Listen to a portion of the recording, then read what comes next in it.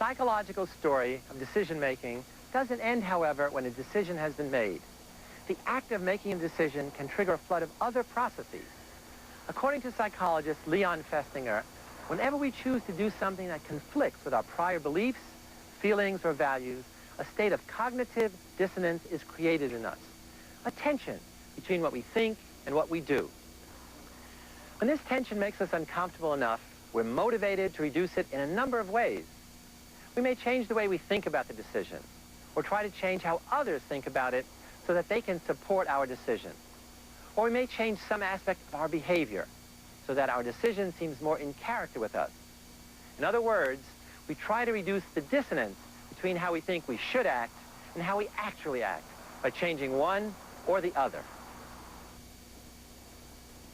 In the mid-50s, Leon Festinger and his colleague Merrill Carlsmith conducted a classic experiment in which students were engaged in very boring tasks.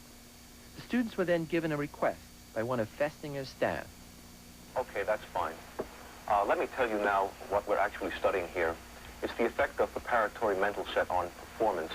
The rest of the subjects are prepared by being told that the experiment will be very interesting and enjoyable. In fact, lots of fun. Now I have a somewhat unusual request to make of you. The next subject is waiting right outside, but the fellow who ordinarily gives the spiel isn't here.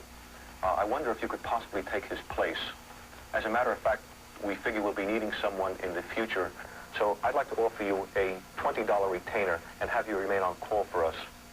Would that be all right? $20? That'd be fine. Half the students were randomly assigned to the group that received $20 for lying that the experiment was fun.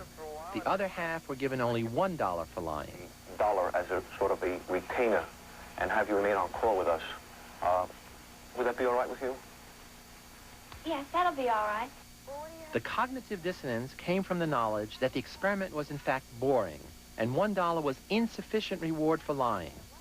Many of the $1 subjects actually convinced themselves that the experiment was fun after they made their decision, to reduce the dissonance between their prior beliefs and their behavior.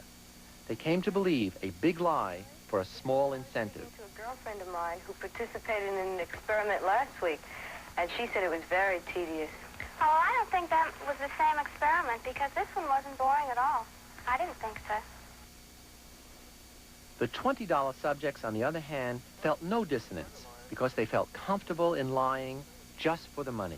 He said it was pretty miserable and that I should do everything I could to get out of it. Well, I think maybe your friend was wrong. Perhaps it's a different experiment because this was a lot of fun. It appeared to me as if it were a puzzle. We had to turn these knobs, and I tried to figure out what we were doing it for, but I really couldn't figure it out. Perhaps you'll have better luck. Other theories might predict that the man who is paid most would have the highest motivation for enthusing over the dull task and would be most sold on it himself. Cognitive dissonance theory leads to an exactly opposite prediction. The man who is paid $20 knows that the task is dull, but he also knows that he had sufficient justification for saying that it wasn't.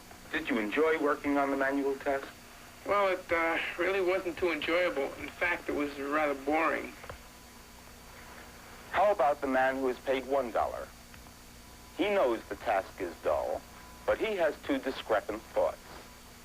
He also knows that he did not have sufficient justification for saying that it wasn't. For him, there is dissonance. Time after time, we have seen what follows. He reduces the dissonance by changing his opinion about the dullness of the task.